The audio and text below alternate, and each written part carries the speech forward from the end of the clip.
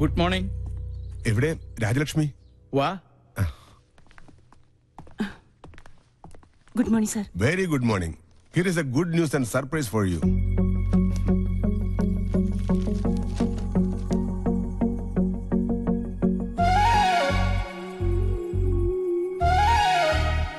എന്താ മോളെ? Releasing order കോടതി വെറുതെ വിട്ടു. എനിക്ക് ഉറപ്പുണ്ടായിരുന്നു, എല്ലാത്തിന്റെയും മുകളിൽ ഒരു ന്യായാധിപനുണ്ടല്ലോ, ഈശ്വരൻ. അവന്റെ തീർപ്പ് നമുക്ക് അനുകൂലമാവുള്ളൂ. ട്രാൻസ്ഫർ ഓർഡർ കിട്ടിയിട്ടും ഈ ഒരു നിമിഷത്തിന് വേണ്ടിയായിരുന്നല്ലോ ഇത്രയും നാൾ രാജലക്ഷ്മി കാത്തിരുന്നത്. വല്യമാമ, ഇപ്പൊ തന്നെ ഷിഫ്റ്റ് ചെയ്താലേ വീട്ടു സാധനങ്ങൾ 2 ദിവസം കൊണ്ട് പൂനെയിലെത്തു. അതിനുള്ള ഏർപ്പാട് ചെയ്യണം. ഞാൻ നാട്ടിലൊന്ന് വിളിച്ചറിയിക്കട്ടെ. ഈ ഒരു വിവരം അറിയാൻ അവരും കാത്തിരിക്കുക. അയ്യോ, ഞാൻ മറന്നു. സാറിന് എന്താ കുടിക്കാൻ? Thanks.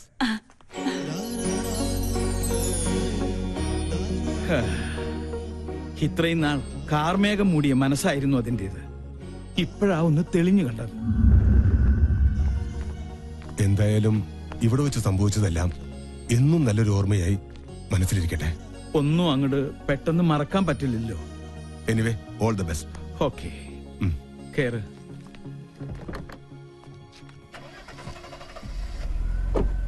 Okay. Oh,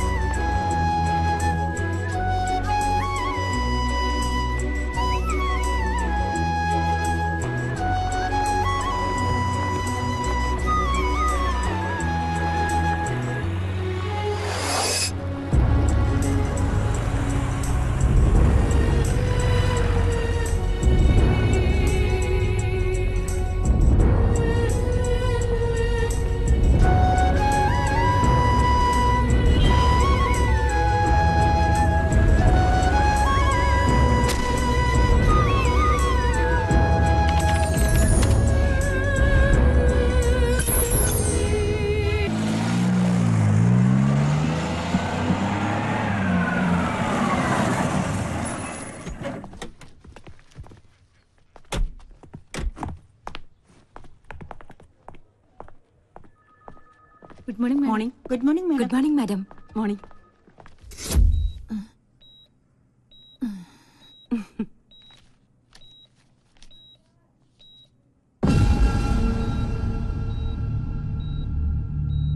what nonsense is this? എന്താ മാഡം? എന്റെ പേഷ്യന്റിന്റെ കേസ് ഷീറ്റിൽ ഞാൻ പ്രിസ്ക്രൈബ് ചെയ്യാത്ത മെഡിസിൻസ് ഒക്കെ എഴുതി ചേർത്തിരിക്കുന്നു. Who did this?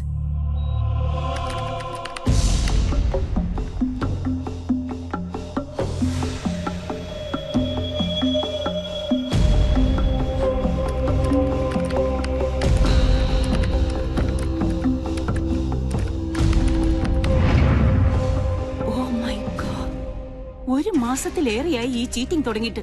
ഇന്നലെ നൈറ്റ് ഡ്യൂട്ടിക്ക് ഉണ്ടായിരുന്ന എല്ലാ സ്റ്റാഫും എന്റെ മുന്നിൽ ഹാജരാവണം വിത്തിൻ 1 hour. പ്രിയോബിനെറ്റ്, ഫാക്ടറൈറ്റ്, അൾട്ടിപേസ് എന്നീ കോസ്റ്റ്ലി മെഡിസിൻസ് ആണ് എന്റെ കൈപ്പടയിൽ എഴുതി ചേർത്ത് ഈ കൂട്ടത്തിൽ ആരോ മിസ്യൂസ് ചെയ്തിരിക്കുന്നത്. മാസങ്ങളായി ലക്ഷക്കണക്കിന് രൂപയുടെ അഴിമതിയാണ് എന്റെ പേരിൽ ഇവിടെ നടന്നുകൊണ്ടിരിക്കുന്നത്. It's A criminal offence. Mister Chandrappan, you are the pharmacist. നിങ്ങളുടെ അറിവോടാണ് സ്റ്റോറിൽ നിന്ന് ഈ മെഡിസിൻസ് ഒക്കെ ഡെലിവറി ചെയ്തിരിക്കുന്നത്. പ്രിസ്ക്രിപ്ഷനിൽ മാഡത്തിന്റെ ഹാൻഡ് റൈറ്റിംഗ് കണ്ട മെഡിസിനാണ് ഞാൻ സപ്ലൈ ചെയ്തത്. പക്ഷേ സ്റ്റോറിൽ നിന്ന് ഡെലിവറി ചെയ്തിട്ടുള്ള ആ മെഡിസിൻസ് ഡ്യൂട്ടി നഴ്സോ എന്റെ പേഷ്യൻസോ കണ്ടിട്ടുമില്ല, ഉപയോഗിച്ചിട്ടില്ല. പിന്നെ എവിടെ പോയി? എനിക്കറിയാം, വൻ മാഫിയയുടെ ദല്ലാളനായി ആരോ ഒരാൾ ഈ കൂട്ടത്തിലുണ്ട്. അതാരായിരുന്നാലും എന്റെ പ്രൊഫഷണൽ എത്തിക്സിനെയാണ് ചീറ്റ് ചെയ്തിരിക്കുന്നത്.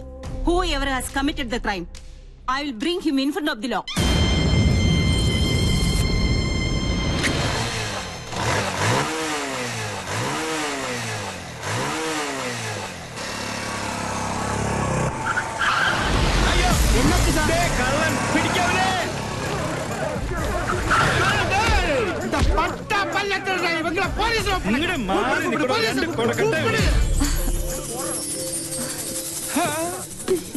അയ്യോ, ഒന്നും ചെയ്യല്ലേ.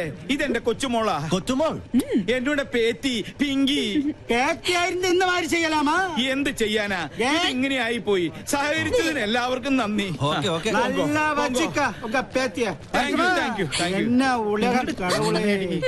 എന്റെ ഈശ്വര, ഇങ്ങനെ ഒരു സന്തതി. ഹെൽമറ്റും ജാക്കറ്റും ഇട്ട് നീ ആര്? ജെയിംസ് ബോണ്ടോ? നാട്ടുകാർ ഇപ്പൊ തല്ലിക്കൊന്നാനെ. പിന്നെ ഞാൻ കുറച്ച് കാശ് വെച്ചപ്പോ മുത്തശ്ശന്റെ കയ്യിലില്ല. എന്നിട്ട് രാവിലെ തന്നെ പൂഴ്ത്തി വെച്ചത് മാന്തി എടുക്കാൻ വന്നേക്കുന്നു. 200 രൂപയോ? ഇതാണ് ATM വന്ന് ഇത്ര മെനക്കെട്ടെടുത്തത്. കഷ്ടം. ചുമ്മാ അതല്ല, നാട്ടുകാര് പിശുക്കം പിള്ളാന്ന് വിളിക്കുന്നത്. സിവിലിയൻ കോളനിയിലെ പിള്ളേരെ കൂടെ കൂടി എല്ലാ തെമ്മാടിത്തരങ്ങളും പഠിച്ചു വെച്ചിരിക്കുക. ഇങ്ങനെ ഒരു വിത്ത് എന്റെ മോന്റെ രക്തത്തെ തന്നെ പിറന്നൂല്ലോ. 50 പൈസ. എവിടെ? ഈശ്വര, എങ്ങനെ? അയ്യോ എന്റെ മാല.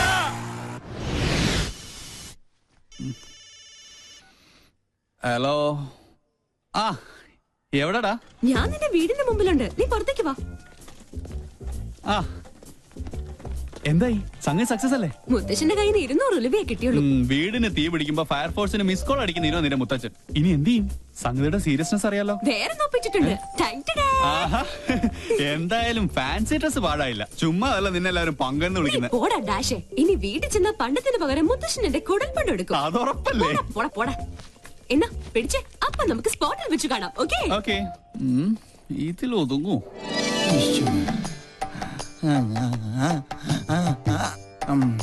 ഒരു തുമ്മൽ വന്നത് എങ്ങാട് പോയാവോ?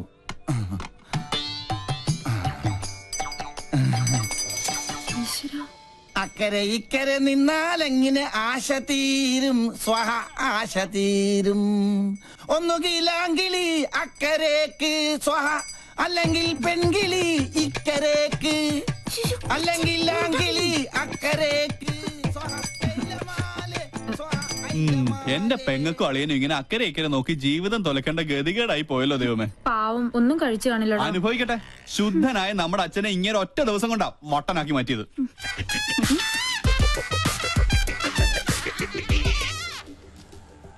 ഒബാമ ഇപ്പൊ ഇങ്ങെത്തും ബാൻഡ് ബുക്ക് ചെയ്യാനായിട്ട്.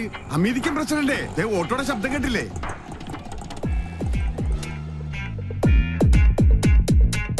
മോൾക്ക് സ്കൂളിൽ പോണ്ടേ? ഇങ്ങനെ മടിച്ചായാലോ? ഇക്കൊല്ലം കൂടി കഴിഞ്ഞാൽ അടുത്തത് 10ാം ക്ലാസ്സിലാ. മിടുക്കിയാണോ?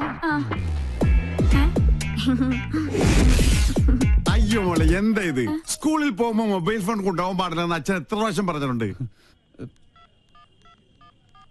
ചാർജ് ചെയ്തില്ലേ? കണ്ടില്ലേ? എന്റെ മകളെ പഞ്ചറടിക്കാൻ വേണ്ടി ആ തെണ്ടി പൂവാലം വീണ്ടും വന്നിരിക്കുകയാണ്. ഇന്ന് അവന്റെ തലമണ്ട ഞാൻ തല്ലിപ്പൊളിച്ച് ബലിച്ചോറാക്കും. അച്ഛൻ കൊച്ചിനെ കൊണ്ട് സ്കൂളിൽ പോയ ഇവനെ തല്ലി ഓടിക്കുന്നവരെ ഞാൻ ഏറ്റുന്നു. മോനെ, എന്താ? അവനെ സൂക്ഷിക്കണം. അവന് ഭ്രാന്ത, നമ്മളെ പോലല്ല.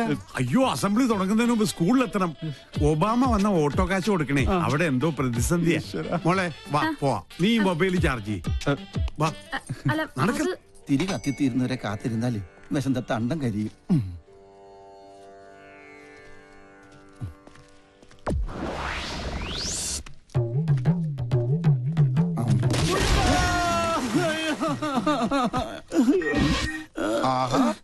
അയ്യോ, എന്തിനാ റോട്ടിൽ കിടക്കണത്? വീട്ടിൽ പോയി കിടന്നൂടെ?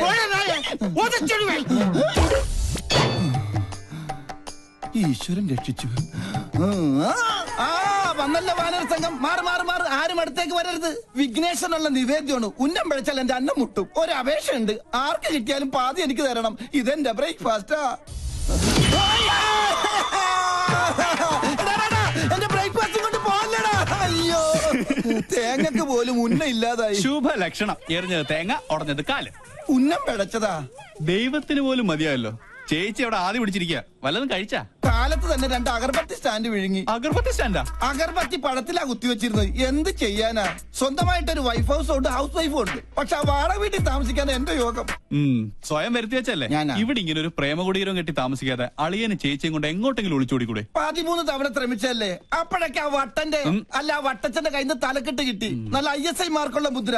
ഇപ്പോഴും എന്റെ മൂർധാവി കിടപ്പുണ്ട്, ശ്രീലങ്കട ഭൂപടം പോലെ. ചിരിക്കണ മധുര 16കാരിയെ സ്വന്തം ചിറകിനുള്ളിൽ ഒളിപ്പിച്ച് വെച്ചിരിക്കല്ലേ? ആ വട്ടൊന്ന് മാറിക്കിട്ടാൽ എനിക്കൊരു ദാമ്പത്യമുള്ളൂ. അളിയനിപ്പോ കണ്ടകശനിയാ, അത് കൊണ്ടേ പോവും.